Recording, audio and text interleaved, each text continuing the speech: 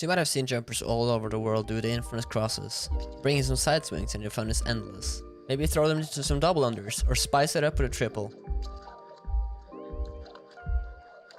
You might have seen Rushie pull off his crazy slick double under crosses, or maybe Mira fly with her multiples, and bounce like there's no gravity at all. Maybe Chris introduced you to the glorious quad and make it look like a walk in the park. Or the speed demon himself, Declan, with his very personalized double side swings which makes it look like he's spending time in space. Or maybe you just want to pull out the rope with your friend and hit a nasty Chinese wheel crossover. They're actually a lot harder than they look, so be careful. Or if this is the first time you're seeing this, perfect! Welcome to the video. Let's try to break it down. So let's start from scratch with a normal double bounce single under.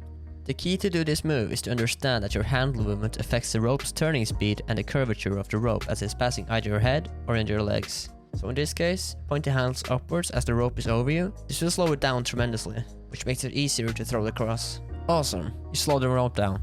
Let's add a cross.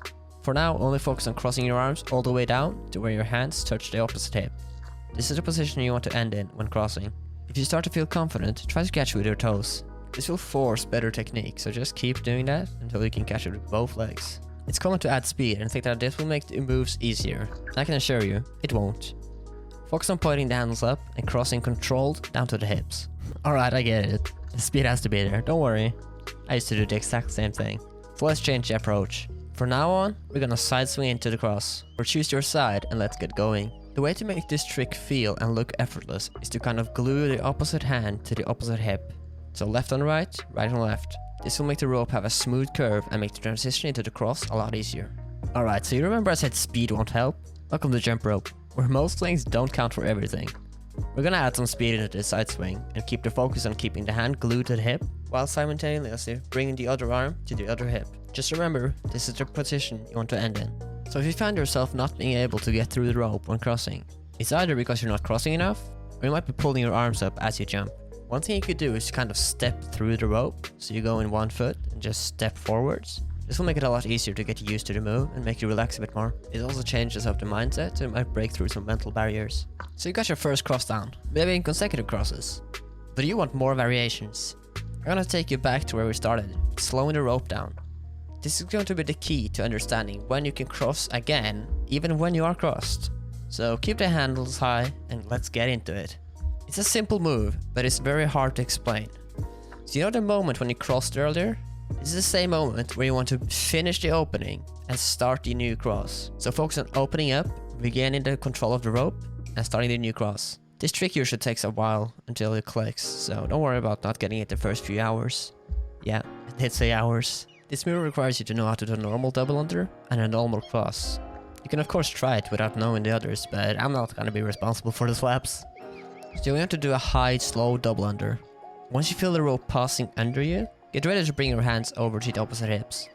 To make sure you don't slap yourself, make sure to wait until the rope passes your ears the second time before you're starting the cross. And again, focus on the hand placement. This will be the game changer on whether or not you're getting through the rope. So this move requires you to know consecutive crosses, which means taking off while being in cross position. Think of the trick as the same as the last one, except instead of crossing, you're opening. So once the rope passes your ears for the second time, open up. Also, one thing to note is that usually one of these will feel more natural to me. For me, this one is the least natural one. Alright, so the double under crosses gets to you. You just can't get him. Fair enough. Luckily, the side swings are here to save the day. Hopefully you know how to side swing into a cross as a single ender, because we're gonna double it up. So when you do a side swing and the rope clips the ground, you jump. This is the key to making it a double or a triple under. This is where a lot of people cheat, but that's their issue. We're gonna learn it the real way. So focus on hand placements. Remember, hands on hips, keeping one arm glued while doing the side swing, and bringing the other arm over during the cross. The key is to get the high jump off the side swing. This will give you a lot more time to think and to not slap yourself.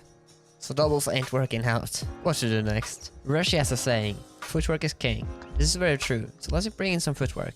There are no rules to footwork, so anything you want is good to go. Just focus on the hip placement so you can get through the rope. Be creative, have fun. So you gotten the double unders down. Maybe you even knew them before this video. So let's make them triples. Here's where the side swing cheat will really shine through. It will be more obvious than ever, since you'll probably struggle with the rotational speed of the rope. So jump around the rope clips the ground, not sooner nor later. The way I learn new multiples is by breaking them down. For example with triples, start as single unders. Go fast, go slow, play around, get used to the feeling of the new move. This will save you from the nasty slaps that you end up getting from the triples. So thank me later. Once you're confident with the single under, try the first part of the move, the entry. But start it as a normal double under. When you land, think of what move that comes afterwards.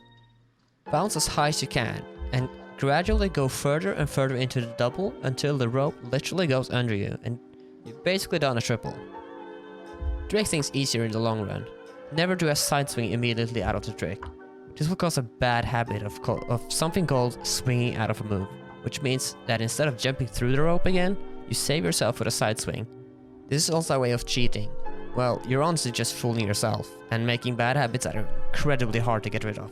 So just learn it the right way from the get-go. So you've gotten used to the single undercrosses, or the double undercrosses, but they're boring. Let's go backwards then. This turns everything you've learned so far upside down. Let's start with a normal backwards cross. But instead of waiting for the rope to pass your ears, you want to jump over the rope and cross more or less immediately afterwards.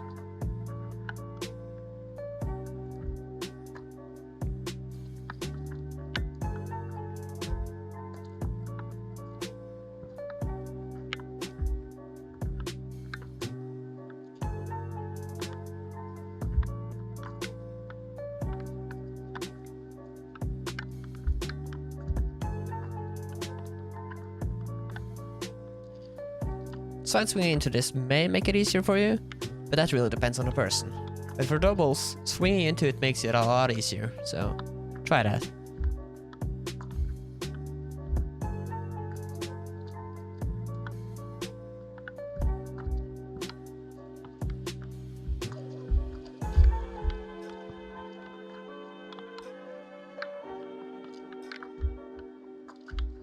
And as you can probably see, I rarely jump backwards, hence why my form is so shabby.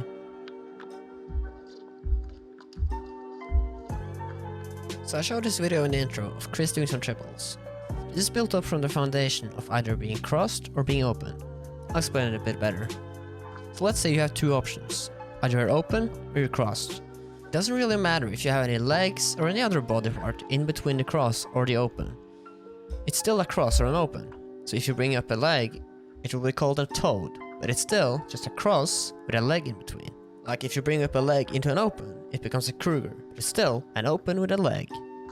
So if you cross behind you, it would be a TS, or a cross where your body is in front of you.